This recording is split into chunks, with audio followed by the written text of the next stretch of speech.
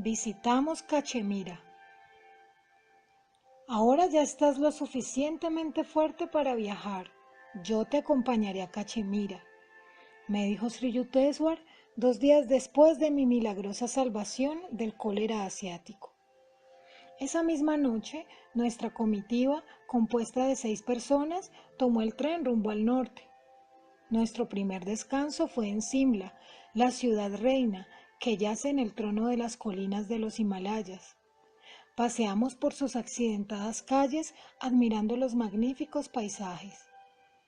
«Vendo fresas inglesas», gritaba una mujer sentada en las afueras de un pintoresco mercado. Mi maestro tenía curiosidad por las pequeñas frutitas rojas. Compró una canasta y nos las ofreció a Canaí y a mí, que estábamos cerca de él. Yo probé una, pero inmediatamente la escupí sobre el piso. «Señor, qué fruta tan ácida. Nunca me gustarán las fresas». Mi gurú se rió. «Ya te gustarán en América. A la hora de la comida, tu anfitriona te las servirá con azúcar y crema. Después de que ella las haya aplastado con un tenedor, tú las probarás y dirás, ¡qué deliciosas fresas! Entonces recordarás este día en Simla». El vaticinio de Sri Yukteswar se esfumó en mi mente, pero reapareció muchos años después, a los pocos días de mi llegada a América. Fui invitado a una comida dada por la señora Alice T. Hussey, hermana Yogmata, en Somerville del Oeste, en Massachusetts. Cuando fue puesto en la mesa un plato con fresas, mi anfitriona tomó un tenedor y aplastó las fresas, agregándoles crema y azúcar. «Las fresas son un poquito ácidas y creo que le gustarán arregladas de esta manera», me dijo. Tomé un bocado. «¡Ay, qué fresas tan deliciosas!», exclamé. Inmediatamente, la predicción de mi gurú en Simla surgió de las profundas sinuosidades de mi memoria. Era realmente asombroso que con tanta anticipación la mente de Sri Yukteswar, guiada por Dios, hubiera presentido el programa de eventos kármicos que pululaban por el éter de mi futuro. Nuestra comitiva partió enseguida de Simla y tomamos el tren para Rawalpindi. Allí alquilamos un landau grande, tirado por 2 caballos, en el cual principiamos un viaje de 7 días hacia Srinagar, capital de Cachemira. El segundo día de nuestra jornada hacia el norte nos puso a la vista de los inmensos Himalayas. Conforme las llantas de hierro de las ruedas de nuestro carruaje crujían a lo largo de las calurosas piedras del camino, nosotros nos embelesábamos con el polícromo matiz de los paisajes de las montañas. «Señor», le dijo en voz alta Audi al maestro, «yo estoy grandemente encantado con su santa compañía, gozando de este paisaje esplendoroso». Yo sentí un hálito de satisfacción al escuchar las palabras de Audi, porque estaba actuando como anfitrión en este viaje. Sri Yukteswar captó mi pensamiento y luego en voz baja me dijo, «No te enorgullezcas. Audi no está tan embelesado como parece en el panorama, sino por la expectativa de abandonarnos por unos minutos para fumar un cigarro». Yo me quedé asombrado. «Señor», le dije a media voz, «por favor, no rompa nuestra armonía con esas palabras poco halagüeñas. Difícilmente creo que Audi esté tan ansioso de fumar». «Muy bien, no diré nada a Audi», agregó mi maestro, «pero ya verás, tan pronto como el coche haga alto, Audi aprovechará la oportunidad que esto le da».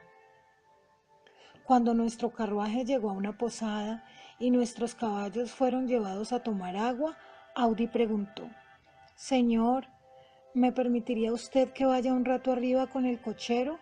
Me gustaría tomar un poco de aire fresco».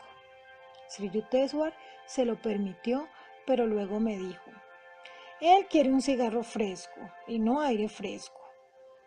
El carruaje prosiguió su ruidoso camino sobre la empolvada carretera.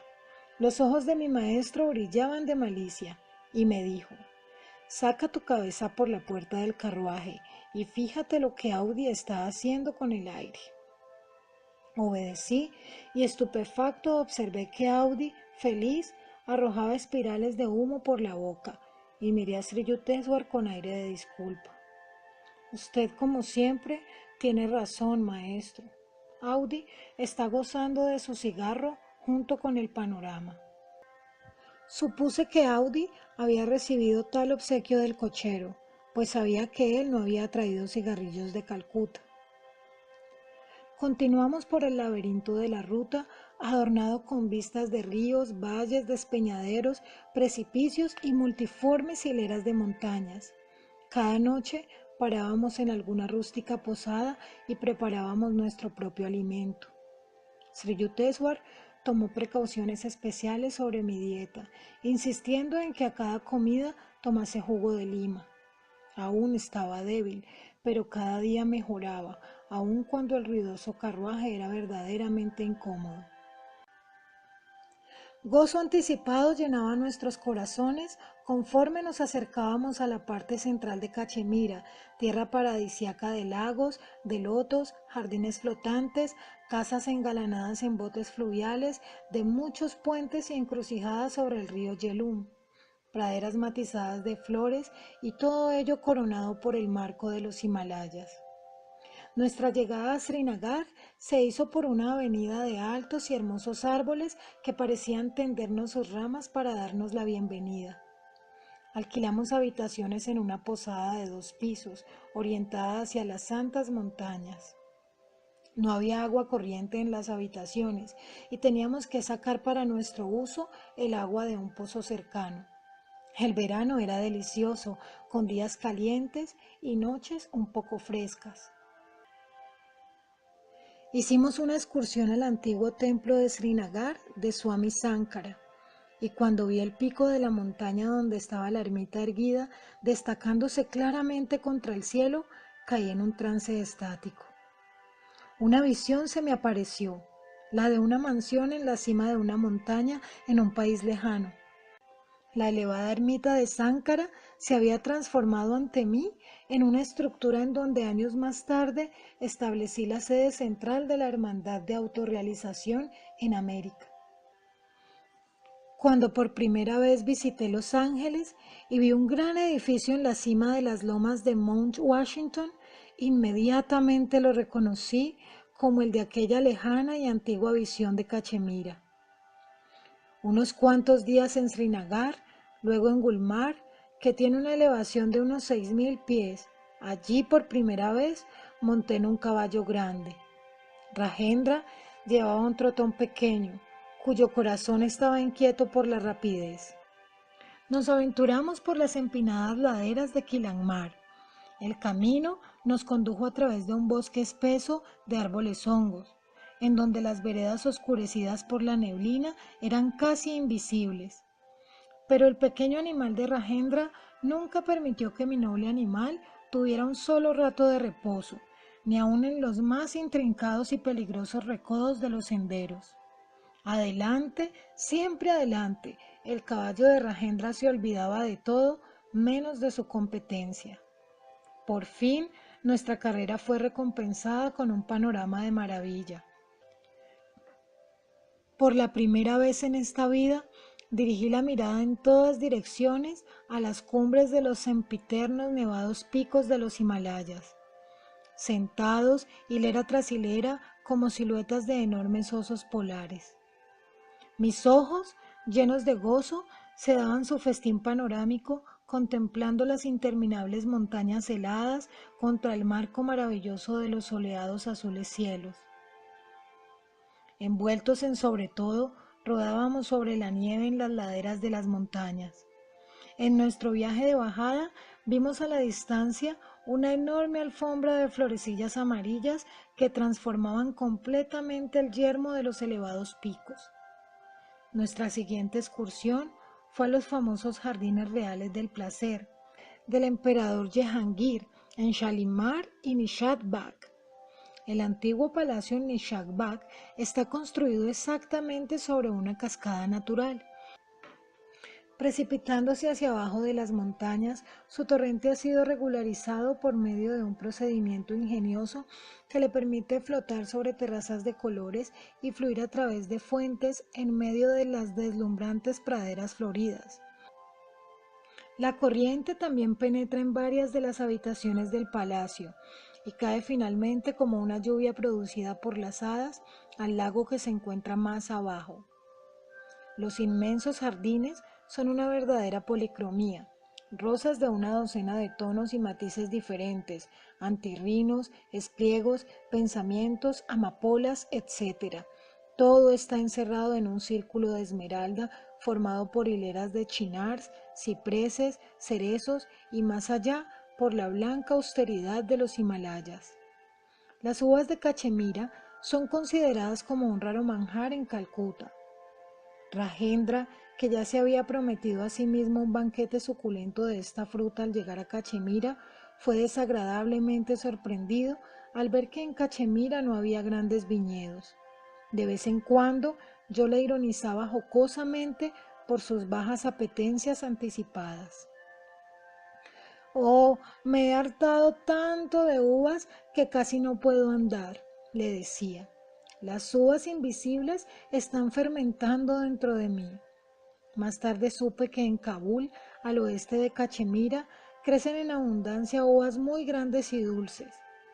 Al fin nos conformamos con helados hechos de rabri, una leche condensada espesa con sabor de nuez o de pistache. Hicimos varios viajes en las chícaras, casas flotantes sombreadas con ramajes de flores rojas. Navegábamos por los intrincados canales del lago Dal, una verdadera red de canales como tejidos de araña. Aquí, una inmensidad de jardines flotantes construidos rudamente con troncos y tierra.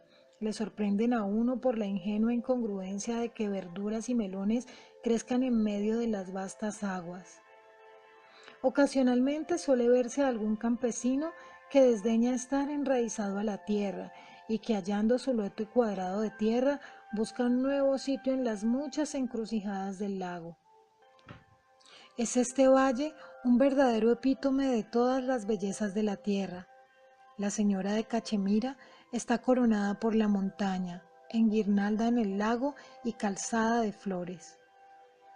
En los últimos años, después de haber viajado por muchos países distintos, me explico por qué Cachemira es llamada con frecuencia el lugar escénico más hermoso del mundo. Este lugar reúne algo de la belleza de los Alpes suizos, de Loch Lomond en Escocia y de los exquisitos lagos ingleses. Un viajero americano en Cachemira encuentra mucho que le recuerde la ruda grandeza de Alaska y de los Pikes Peak cerca de Denver. Para un concurso de belleza, yo ofrecería para el primer premio, asimismo, los grandiosos paisajes de Xochimilco en México, en donde las montañas, el cielo y los álamos se reflejan en innumerables canales en que se reúnen miriadas de peces juguetones, o los lagos enjollados de Cachemira, guardados como mujeres hermosas por la austeridad del colosal vigilante de los Himalayas. Estos dos lugares permanecen frescos en mi memoria como los lugares más hermosos de la tierra. Yo quedé asombrado también cuando por primera vez contemplé las maravillas del Parque Nacional de Yellowstone, el Gran Cañón del Colorado y Alaska. El Parque de Yellowstone es probablemente la única región en donde uno ve innumerables geysers alzándose a la altura año tras año, con la regularidad de un reloj. Sus estanques opalinos y de color zafiro, así como sus manantiales de agua sulfurosa, sus animales salvajes, osos, etc., nos hacen pensar que aquí la naturaleza ha dejado un modelo de su creación primitiva. Viajando en automóvil a través de los caminos hacia el Devil's Paint Pot con su lodo caliente, con manantiales cantarinos, fuentes vaporosas y geysers vomitando agua en todas direcciones, yo diría que Yellowstone merecía un premio especial por su originalidad. Los antiguos y majestuosos bosques colorados de Yosemite, que arrojan sus enormes columnas hacia el inmenso e insondable azul del cielo, son catedrales naturales de verdor diseñadas con maestría divina. Aun cuando hay preciosas cascadas en el oriente, ninguna iguala a la torrencial belleza de las del Niágara, cerca del límite canadiense. Las cuevas Mammoth de Kentucky y las cavernas de Carlsbad en Nuevo México, con sus formaciones de multicolores carámbanos, son verdaderos sueños de hadas. Sus largas agujas de estalácticas espirales colgando de sus bóvedas y reflejadas en las aguas subterráneas presentan un destello de otros mundos, solo imaginados por el hombre. La mayor parte de los hindúes de Cachemira, famosos en el mundo entero por su belleza, son tan blancos como los europeos y tienen facciones similares, así como su estructura ósea. Muchos tenían ojos azules y cabello rubio.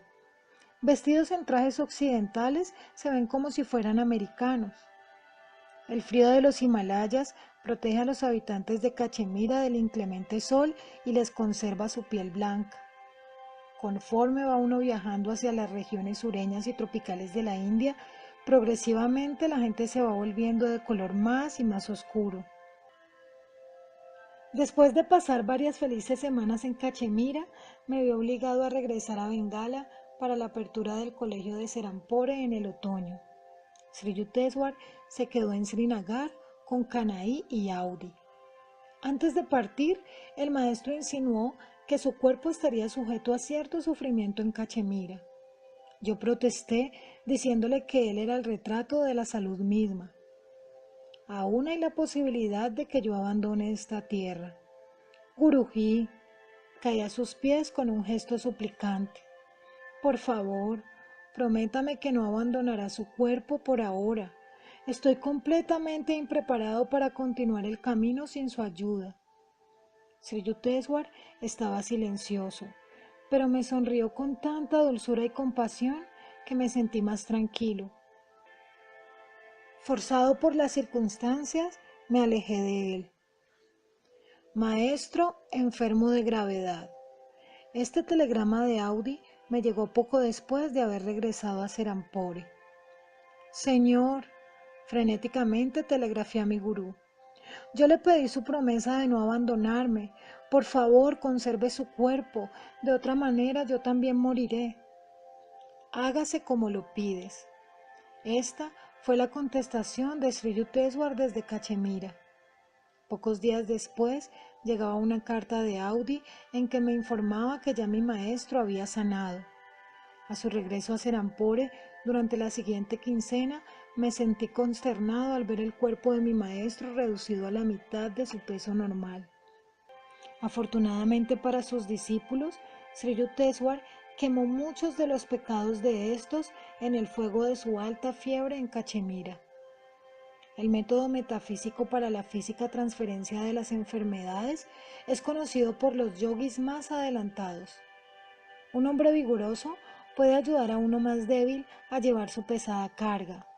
Un superhombre espiritual puede aminorar las cargas físicas o mentales de sus discípulos compartiendo el karma de sus acciones pasadas. Así como un hombre rico pierde algo de dinero cuando paga una deuda grande por su hijo pródigo, quien es así lavado de las malas consecuencias de sus propias maldades, así el maestro sacrifica voluntariamente una parte de su fortuna física para aligerar la miseria de sus discípulos. Por un método secreto, el yogi une su mente y vehículo astral con aquellos del individuo que está sufriendo, y la enfermedad es soportada en todo o en parte por el cuerpo del santo. Habiendo cosechado a Dios en el campo físico, a un maestro no le importa qué es lo que le pase a su forma material. Aunque puede permitir que su cuerpo sufra determinada enfermedad para aliviar a otros, su mente no es nunca afectada y él se considera dichoso de poder prestar tal servicio.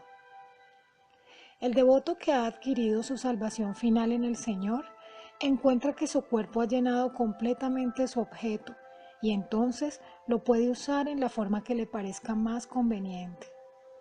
Su obra en el mundo es la de aliviar las tristezas de la humanidad, ya sea por medio de la fuerza de voluntad o por la transferencia física de enfermedades. Elevándose a la superconciencia cuando él lo desea, Un maestro puede olvidar los sufrimientos de su cuerpo físico. Algunas veces resuelve soportar estoicamente dolores físicos como un ejemplo para sus discípulos. Asumiendo los males de otros, un yogi puede satisfacer por ellos la ley kármica de causa y efecto. Esta ley es mecánica y matemáticamente operativa. Sus trabajos pueden ser dirigidos científicamente por hombres de sabiduría divina. La ley espiritual no requiere que un maestro enferme mientras cura a otra persona.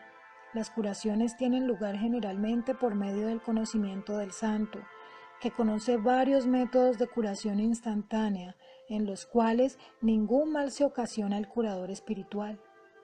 En raras ocasiones, sin embargo, el maestro que desea acelerar grandemente la evolución de su discípulo puede entonces consumir voluntariamente en su propio cuerpo gran parte del indeseado karma del discípulo. Jesús se ofreció a sí mismo como rescate por los pecados de muchos. Con sus poderes divinos, su cuerpo nunca hubiera quedado sujeto a la muerte por la crucifixión si él no hubiera querido voluntariamente cooperar con la sutil ley cósmica de causa y efecto. Él asumió en sí mismo las consecuencias kármicas de otros, especialmente las de sus discípulos. De esta manera, estos fueron altamente purificados y capacitados para recibir la conciencia omnipresente que más tarde descendió sobre ellos. Únicamente un maestro que se ha autorrealizado a sí mismo puede transferir sus fuerzas de vida a concitar en su propio cuerpo las enfermedades de otros. Un hombre común no puede emplear estos métodos de curación, ni es deseable que trate de hacerlo, porque un instrumento físico defectuoso es un obstáculo para la meditación de Dios. Las escrituras hindúes enseñan que el primer deber del hombre es conservar su cuerpo en perfecta condición. De otra manera, su mente es incapaz de permanecer fija en la concentración devocional. Una mente muy fuerte, sin embargo, puede trascender todas las dificultades físicas y obtener la realización en Dios. Muchos santos han ignorado y trascendido sus enfermedades y han tenido éxito en su búsqueda divina. San Francisco de Asís, agudamente atormentado por los males, curó a muchos y aún los salvó de la muerte. Yo conocí a un santo indio cuya mitad del cuerpo estuvo en una época lleno de llagas. Su condición diabética era tan aguda que en condiciones ordinarias no podía estar quieto más de 15 minutos, pero sus aspiraciones espirituales eran indomables. Señor, oró una vez, ¿vendrás tú a mi destruido templo? Con incesante fuerza de voluntad, el santo pudo gradualmente sentarse diariamente en su postura meditativa de loto por 18 horas consecutivas, ensimismado en un trance estático. Y me dijo, al cabo de 3 años encontré la infinita luz en mi averiada forma. Regocijado en el esplendor gozoso, me olvidé del cuerpo. Después supe que había sido curado a través de la misericordia divina. Un hecho de curación histórica es la relacionada con el rey Babur 1483 a 1530, fundador del imperio mogol de la India. Su hijo, el príncipe Humayun, estaba mortalmente enfermo. El rey oró con angustiosa determinación por la transferencia de la enfermedad de su hijo, y cuando los doctores habían abandonado toda esperanza de salvación, Humayun sanó. Babur inmediatamente cayó enfermo y murió de la misma enfermedad que había aquejado a su hijo. Humayun sucedió a Babur como emperador del Indostán. Mucha gente cree o se imagina que cada maestro espiritual debe tener la salud y la fuerza de un atlas. Esta suposición es infundada. Un cuerpo enfermizo no indica que el gurú no esté en contacto con los poderes divinos, de la misma manera que una larga y saludable vida no indica necesariamente la iluminación interna. Las condiciones del cuerpo físico, en suma, no pueden ser la recta prueba de un maestro. Sus distintas cualidades deben buscarse en su propio dominio de lo espiritual. Muchos extraviados investigadores de Occidente Piensan erróneamente que un orador elocuente o un escritor de asuntos metafísicos ha de ser un maestro. Los rishis, sin embargo, han indicado que la prueba decisiva de un maestro es su facilidad para entrar a voluntad en el estado sin aliento y mantener el inmutable samadhi, nirvikalpa, ininterrumpidamente a voluntad. Únicamente por este logro puede un ser humano demostrar que él ha dominado Maya, o dualidad, ilusión cósmica. Únicamente él puede decir desde las profundidades su realización, Ekan Sat, solo uno existe. Los Vedas declaran que el hombre ignorante que hace la más pequeña distinción entre el alma individual y el ser supremo está expuesto al peligro. Escribió el gran monista Sankara. Donde hay dualidad por virtud de la ignorancia, uno ve todas las cosas como distintas del ser. Cuando todas las cosas son vistas como el ser, entonces no existe ni un átomo que no sea el ser. Tan pronto como el conocimiento de la realidad ha surgido, ya no puede haber frutos de acciones pasadas que experimentar, debido a la irrealidad del cuerpo, de la misma manera que ya no puede haber ensueño después de haber despertado. Solamente los grandes gurús son capaces de asumir el karma de sus discípulos. Sri Yukteswar no hubiera enfermado en Cachemira a menos de recibir autorización o permiso del espíritu dentro de sí para ayudar a sus discípulos de esa manera extraña. Muy pocos santos estuvieron más sensitivamente dotados de sabiduría para llevar adelante los mandatos divinos que mi propio maestro armonizado en Dios. Cuando yo me aventuré a pronunciar unas cuantas palabras de simpatía por su extenuado cuerpo, mi gurú me dijo jovialmente: esto tiene sus ventajas. Ahora puedo usar camisetas que hace años no usaba. Escuchando la risa jovial de mi maestro, yo recordaba las palabras de San Francisco de Asís: un santo que está triste es un triste santo.